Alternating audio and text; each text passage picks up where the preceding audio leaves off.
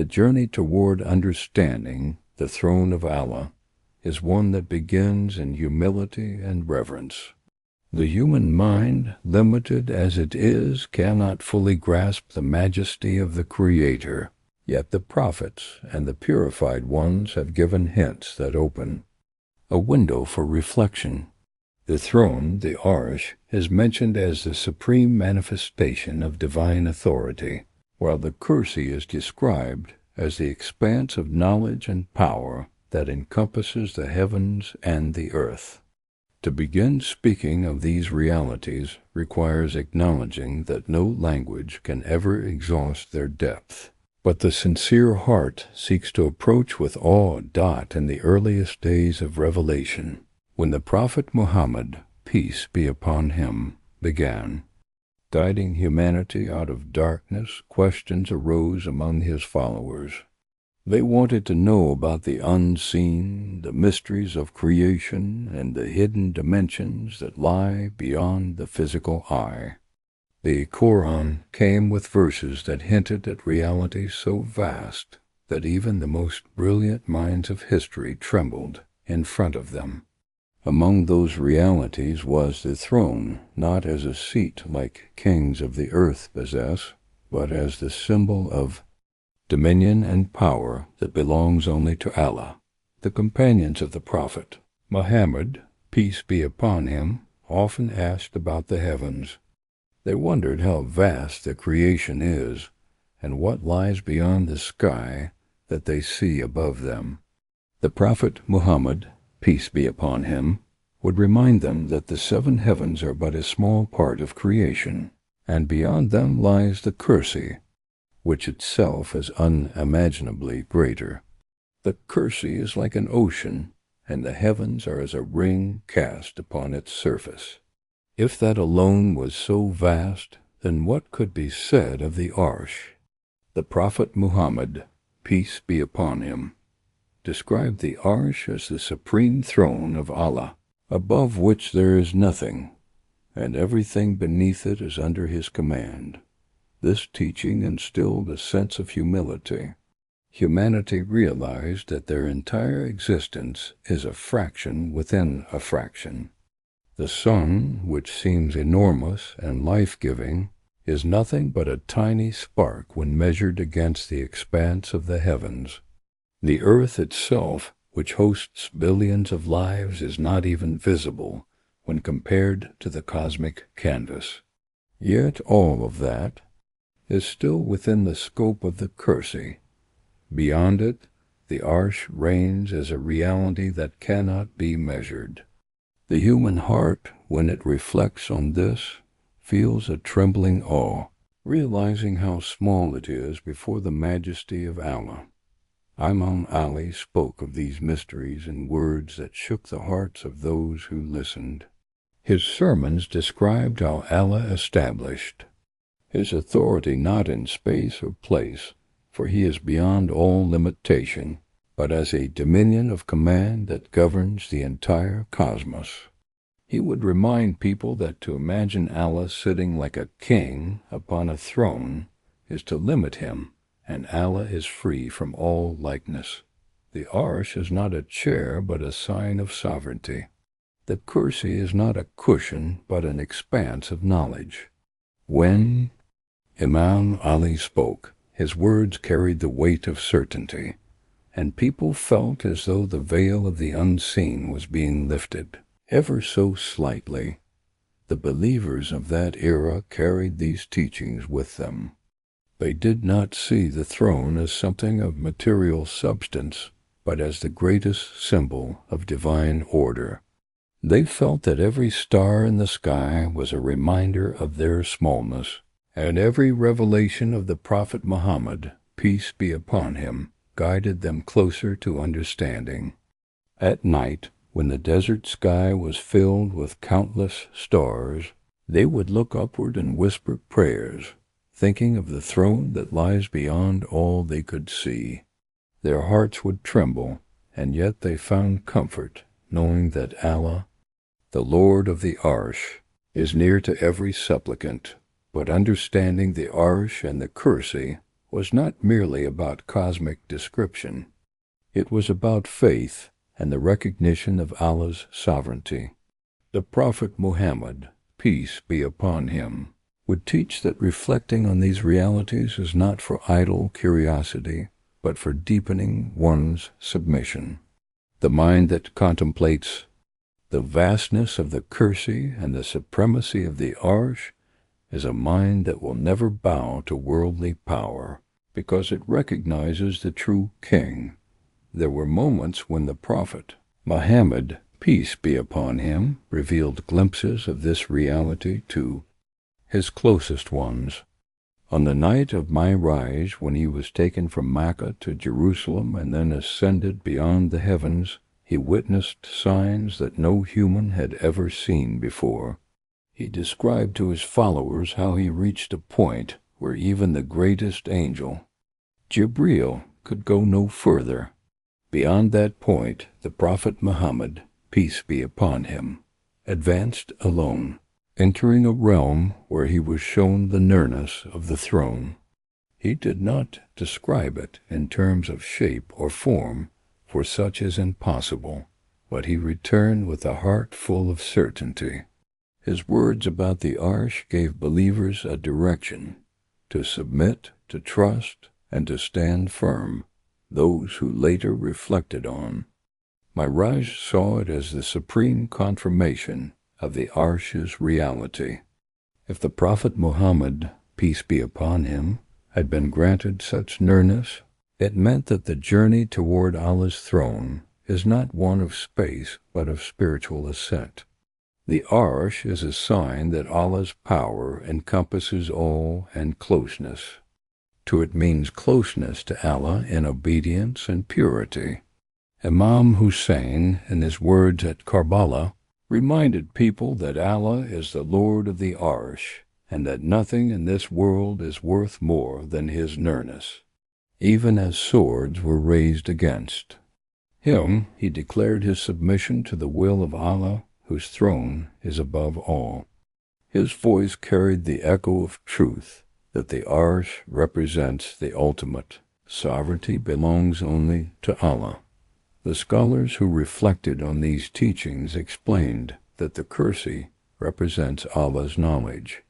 Everything in creation, from the smallest atom to the largest star, exists within that knowledge. The Arsh, on the other hand, is the manifestation of authority, a dominion that no one shares. To know this is to walk with humility. How can a human being, living but for a few decades, boast in front of a Lord whose throne stretches beyond imagination?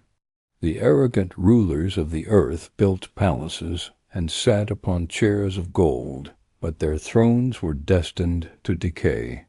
The Arsh, however, is eternal, and its Lord is everlasting. The reflections continued across generations. Teachers would remind their students that to speak of the Arsh and Kursi is to remind oneself of Allah's closeness. The throne may be beyond the heavens, but Allah is nearer than the jugular vein. The Kursi may encompass the universe, but the heart that calls sincerely is heard instantly. Thus believers learned not to lose themselves in the description of grandeur, but to let that grandeur guide them to devotion. Every prayer, every prostration, became a moment of standing before the one whose throne is supreme. The desert nights became classrooms of reflection. Nomads, scholars, warriors, and children would all gaze at the sky, pondering what lies beyond. The Prophet Muhammad, peace be upon him, had planted seeds of reflection, and Imam Ali nurtured them with his eloquence. His sermons reminded people that Allah created the Arsh not to sit upon it, but to show his might. He created the Kursi not to rest, but to signify that all knowledge belongs to him. These teachings entered the hearts of believers, shaping their worldview. This was the foundation of their faith, that Allah is beyond comparison, that his throne is the symbol of his everlasting rule, and that his Kursi is the expanse that sustains existence. To understand this was to live a life of submission. The rulers of the earth could threaten, armies could invade, and wealth could tempt, but the believer who knew of the Arsh and Kursi would remain unshaken. Their loyalty was only to the one seated above all, not in form but in authority, not in shape but in majesty. And so the journey continued. The believers carried these truths in their hearts as they faced trials. Each hardship reminded them that this world is fleeting, but the throne is eternal. Each injustice reminded them that the Lord of the throne is watching. Each prayer whispered in solitude was lifted beyond the heavens, beyond the Kursi, until it reached the throne itself. And Allah, who is the hearer of all, responded with mercy. The first steps of this journey had been laid. The Prophet Muhammad, peace be upon him, had given the foundation. Imam Ali had explained the philosophy. Imam Hussain had embodied the surrender. But the story of the Arsh and Kursi had not yet ended. It was only beginning. The journey toward unveiling their secrets was to go deeper, for there were still mysteries yet to be uncovered, mysteries that would unfold in the hearts of those who sought truth with purity. The journey into understanding the Arsh and Kursi deepens when one realizes that these realities are not just about vastness, but about the relationship between Creator and creation. To contemplate the throne of Allah is to recognize that He is the source of order, harmony, and justice in a universe that would otherwise collapse into chaos. The throne is not an object one can visualize, but a symbol of sovereignty that transcends time, space, and matter. The Kursi, described as encompassing the heavens and the earth, teaches that no knowledge, no secret, no hidden whisper escapes the Lord of all. Believers throughout history carried these truths in their hearts, but not all understood them with equal depth. Some were content to know that Allah is above His creation, and that His throne signifies His supreme authority. Others, however, sought to penetrate the mysteries more deeply, not to define Allah, for He is beyond definition, but to purify their souls through reflection. The Prophet Muhammad, peace be upon him, had already laid the foundation. Allah is beyond likeness, beyond form, beyond the imagination of the human mind. Imam Ali continued to warn against limiting Allah by comparing Him to creation. He declared in his sermons that Allah created the Arsh as a manifestation of dominion, not as a place of residence. To think otherwise would be to fall into error, and error in this matter could shroud the heart in misunderstanding. The night sky remained a silent teacher. When scholars reflected upon it, they explained that the stars are signs of guidance and reminders of the infinite. A man might gaze at the stars for a lifetime, mapping their positions, naming their constellations, yet never reach the end of their expanse. If even the visible heavens could not be encompassed by human knowledge, then how much more hidden was the Kursi that contained them, and beyond that, how utterly unreachable was the Arsh. The Prophet Muhammad, peace be upon him, told his companions that between the heavens and the Kursi lies a distance so vast that no measure of years or centuries could define it, and between the Kursi and the Arsh lies a distance even greater. These words were not meant to satisfy idle curiosity, but to awaken trembling awe. This awe had practical consequences. Believers who internalized the vastness of Allah's dominion did not bow before tyrants. They knew that the palaces of kings, no matter how decorated, were smaller than the smallest speck beneath the Kursi. The rulers of the earth may have sat on golden thrones, but those thrones would rot, break, or be stolen. The true throne, the Arsh, was eternal. Its Lord was everlasting. To remember this gave the oppressed strength to endure. It gave the humble courage to resist. It gave the pure-hearted serenity in prayer. Imam Hussain embodied this truth at Karbala. Surrounded by armies, deprived of water, facing certain death, he declared that his loyalty was to Allah alone, the Lord of the throne. The swords and spears arrayed against him seemed terrifying to the eye, but to the heart that knew of the Kursi and Arsh, they were nothing. For what power could a sword hold against the one whose dominion extends over galaxies? What power could a tyrant hold against the Creator who holds both life and death in his command? Imam Hussein's defiance was not rebellion for its own sake. It was the fruit of understanding divine authority. His words on the battlefield, reminding his enemies of Allah's sovereignty, were echoes of the throne itself, declaring that no oppressor's rule would last, but Allah's rule endures forever.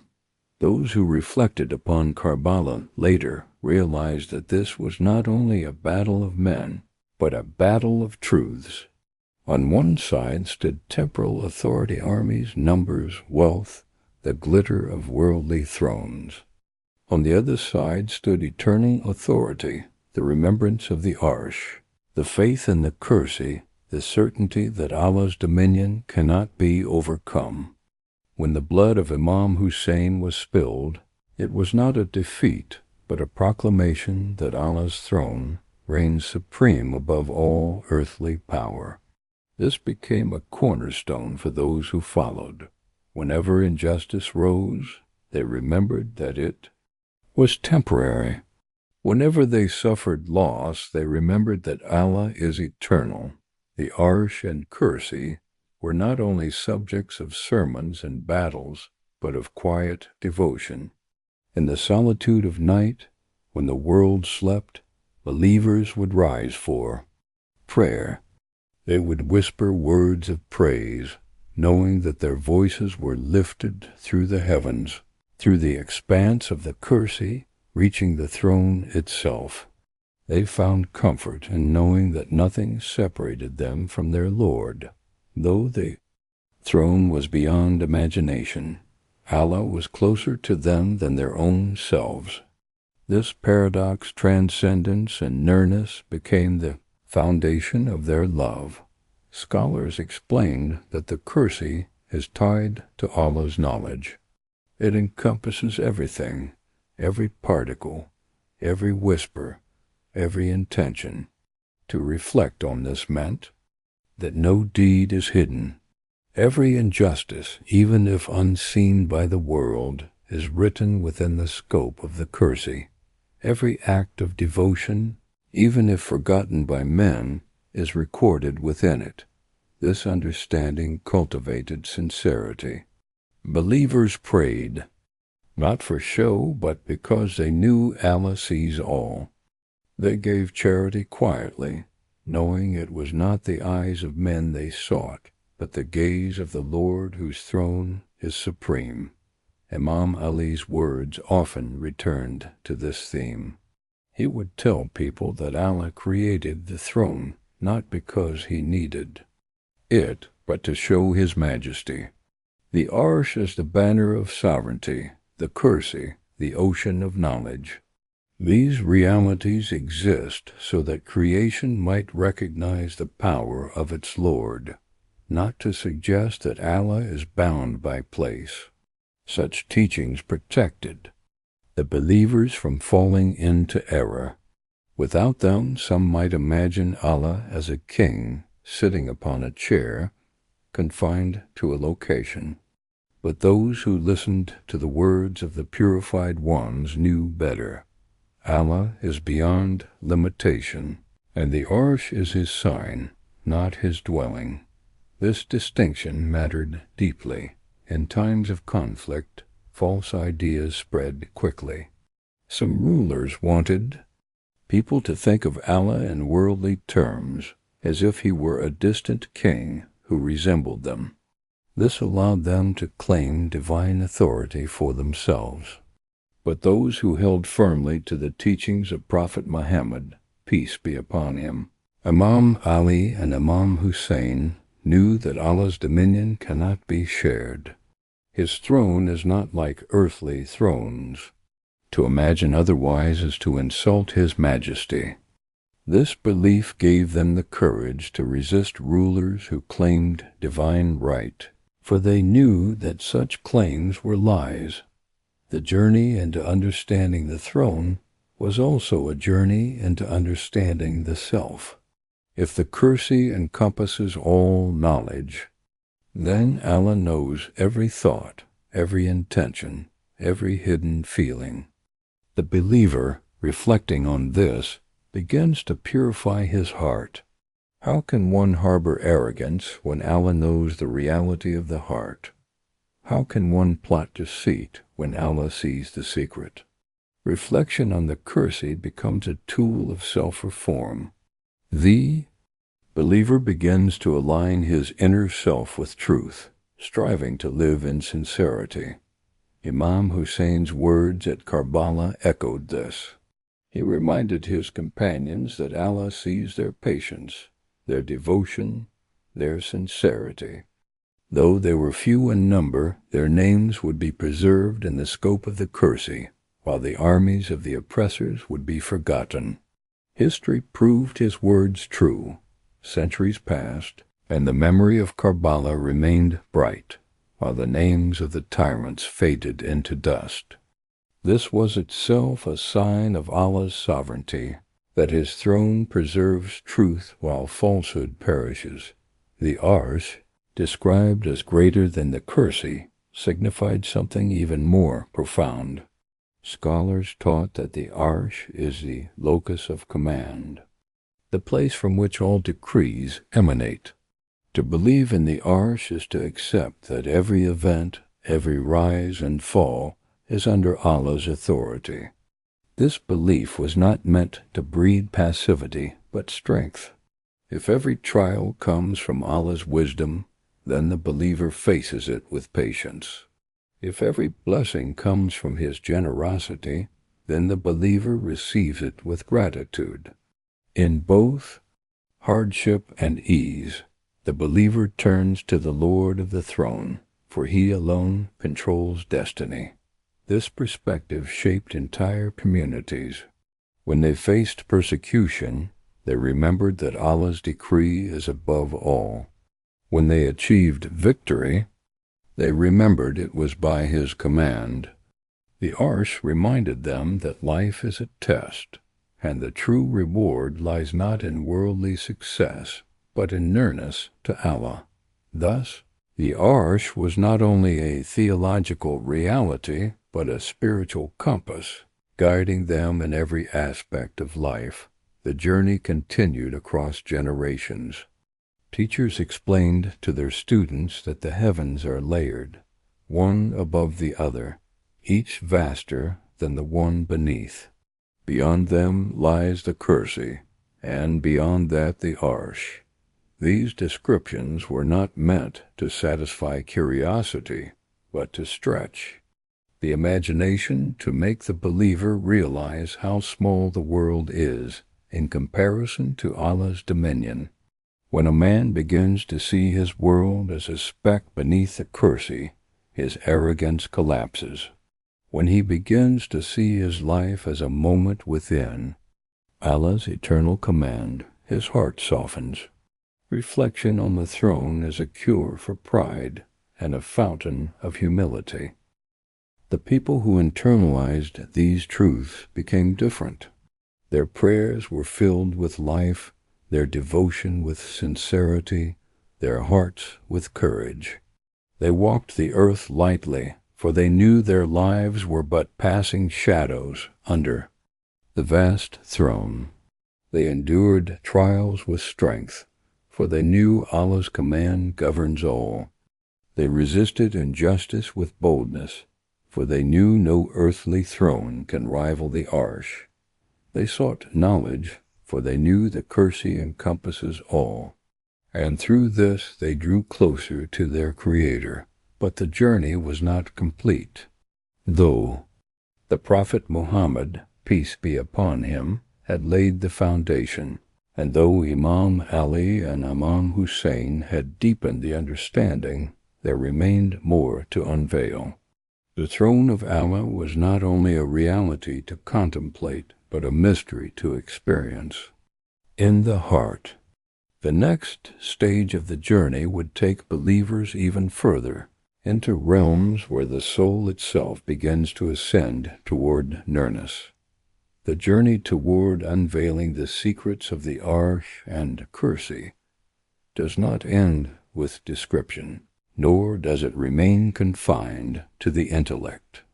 The final step is lived within the heart, when the believer begins to feel the reality of divine sovereignty, not as a distant truth, but as a present, overwhelming nearness.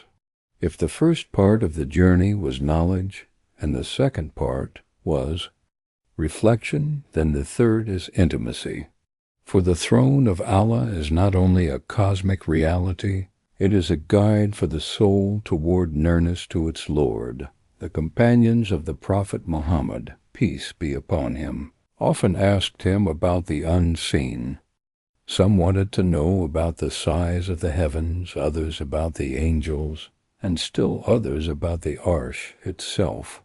The Prophet Muhammad, peace be upon him, reminded them that Allah's throne is beyond the grasp of human comprehension, but that its meaning lies in recognizing His sovereignty. He told them that to understand the Arsh is to understand that Allah is the One who governs all affairs, that He is the ultimate judge, and that no power, no kingdom, no empire stands beside His. Imam Ali, in his sermons, carried this truth deeper. He explained that the Arsh is not a place, nor is it an object upon which Allah sits. To think so would be to diminish His majesty. Instead, the Arsh is the supreme symbol of dominion and command. It is the banner of sovereignty raised over creation. To contemplate it is to recognize that all movements, all stillness, all lives, and all deaths lie under the command of Allah. Imam Ali would remind people that whoever wants to understand the throne should first purify his heart from illusions. For the Arsh is not comprehended by imagination, but by submission. Generations later, these truths became the lifeline of believers facing trials. When empires rose and claimed absolute authority, when rulers demanded loyalty, when tyranny spread across lands, the faithful remembered the Arsh. They knew that the true throne belongs only to Allah, and so they resisted false claims. Their resistance was not always through the sword. Sometimes it was through patience, sometimes through steadfastness and faith, sometimes through whispering prayers that rose beyond the heavens. They believed that even the smallest act of devotion was preserved within the scope of the Kursi, and acknowledged by the Lord of the Arsh. The legacy of Imam Hussain at Karbala had already cemented this truth in the hearts of the faithful. His refusal to bow before a tyrant, his insistence that allegiance belongs only to Allah, became the eternal cry of resistance. Karbala was not only a tragedy, but a proclamation. The throne of Allah reigns above every false throne. Every tear shed for Imam Hussain became a testimony of loyalty to the Lord of the Arsh. Every gathering that remembered, His stand became a declaration that no earthly power could erase the sovereignty of Allah. But beyond history and politics, the believer's personal journey toward the throne is even more profound. The soul itself begins to ascend when it reflects deeply. At first, one looks at the sky, seeing stars and galaxies as signs of vastness. Then one realizes that even these countless stars are beneath the Kursi, and then the heart trembles when it considers that the Kursi itself is beneath the Arsh. This journey is not physical, but spiritual. The believer's soul begins to detach from worldly attachments, recognizing their smallness.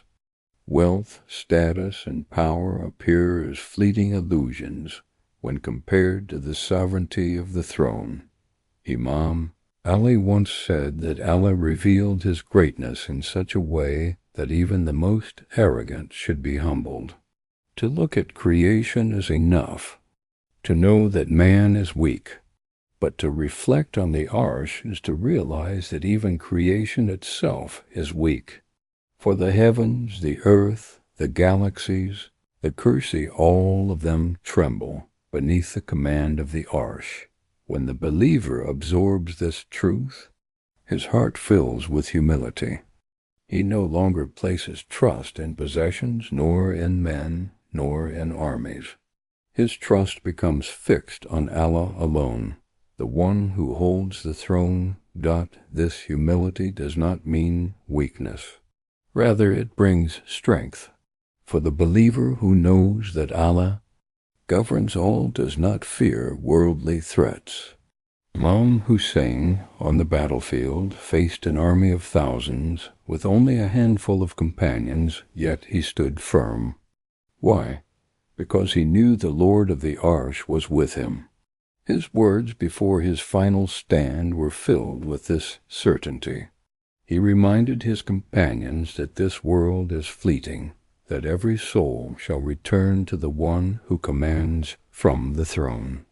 His conviction was unshakable, for his heart was already connected to the Arsh. Believers through the centuries drew strength from such examples. In prisons, in exile, in poverty, they remembered the throne. In mosques, in gatherings of remembrance, in the quiet of the night, they spoke of the Arsh and Kursi with trembling voices. For them, these were not abstract concepts, but living realities. They knew that Allah's throne was above them, watching, preserving, commanding. They knew that their prayers ascended beyond the veils of the heavens until they reached the throne, and they felt comfort, for the one who reigns above the Arsh hears every supplication. The Kursi remained a reminder of knowledge. Every hidden deed, every unspoken thought, every intention lay within it. Believers found solace in this, for they knew that their struggles were not unseen. A widow who whispered her prayers in the darkness, a child who suffered silently, a man who resisted temptation, all were recorded. Nothing is lost. This gave hope to the oppressed and fear to the oppressors. For if every deed is encompassed by the Kursi, then justice is inevitable. The day of judgment itself will be the unveiling of what is already preserved within that vast expanse. But the Arsh goes even further. It is the point where all decrees emerge, the center of command. To believe in it is to live in surrender. The believer accepts that trials come by Allah's wisdom and blessings by His mercy. He does not despair in hardship, for he knows it comes from the same Lord who holds the throne. He does not become arrogant in success, for he knows it too is a gift. The Arsh thus becomes a compass of balance, patience in suffering, gratitude. In ease, surrender, and all this balance transforms the soul. The believer who lives in the awareness of the Arsh and Kursi becomes a person of serenity. His face reflects contentment, his words carry truth, his actions embody justice. He becomes a mirror of divine order in a chaotic world. Others, when they see him, feel the echo of the throne in his character. This is the ultimate unveiling, not just to speak of the Arsh and Kursi, but to embody their meaning in one's life. The journey also reveals that nearness to the throne is not about distance, but about purity. The Prophet Muhammad, peace be upon him, on the night of Mi'raj ascended beyond the heavens, beyond where even Jibril could go. But his nearness to Allah was not physical, it was the purity of his heart, the perfection of his submission. This shows that every believer, in their own way, can ascend toward the throne, not by climbing the skies, but by purifying the soul. Every act of sincerity, every tear shed in devotion, every whisper of remembrance, these are steps toward Nearness. Gatherings of remembrance, when the faithful sit together and speak of Allah, their hearts begin to taste this nearness. The remembrance of Imam Hussain and his sacrifice is one such gathering, where the hearts of millions are lifted toward the throne. Tears shed for him are not just grief, but love for Allah and for his chosen. This love itself becomes a ladder toward the Arsh. The believer feels that his heart in those moments is nearer to Allah than ever before, and so the journey comes full circle. The Arsh and Kursi are not only cosmic realities, but pathways for the soul. They teach humility. They inspire courage. They cultivate sincerity. They guide balance. They remind the believer of Allah's majesty and his nearness at once. The Prophet Muhammad, peace be upon him, revealed their meaning. Imam Ali explained their philosophy. Imam Hussain embodied their truth. Together they laid the path for every seeker of nearness. The throne of Allah, the Arsh, and the Kursi are mysteries that no human mind can fully encompass. They are not objects to be visualized, nor distances to be measured, but signs of sovereignty, knowledge, and command. To reflect on the Kursi is to recognize that Allah's knowledge surrounds all things, leaving nothing hidden. To reflect on the Arsh is to acknowledge that Allah's authority is supreme, that no power rivals him, and that every decree emerges from his will. From the Prophet Muhammad, peace be upon him, came the first unveiling, teaching that Allah is beyond likeness, that his throne is majesty, not form. From Imam Ali came the wisdom that the Arsh is the banner of sovereignty, not a place of rest. From Imam Hussain came the embodiment of surrender, showing that loyalty to Allah's throne means rejecting every false throne of this world. Their legacy preserved the truth. Allah alone reigns, his throne is eternal, his Kursi encompasses all. For the believer today, this journey continues. Every prayer whispered, every act of sincerity, every tear of devotion ascends toward the throne. The Arsh and Kursi call the heart to humility, courage, sincerity, and balance. They remind us that life is fleeting, but Allah is eternal. They remind us that worldly thrones collapse, but the throne of Allah endures forever. And they remind us that nearness to the throne is not a journey of distance, but of purity, a journey of the soul toward its Creator. To live with this awareness is to live under the shadow of the Arsh, encompassed by the Kursi, walking toward Allah with certainty. The end of the journey is the beginning of nearness. The unveiling of the throne is not in words, but in the heart that submits. And the one who submits finds peace, for he has understood. Allah is the Lord of the Arsh, the Most High, the Everlasting, the one to whom all will return.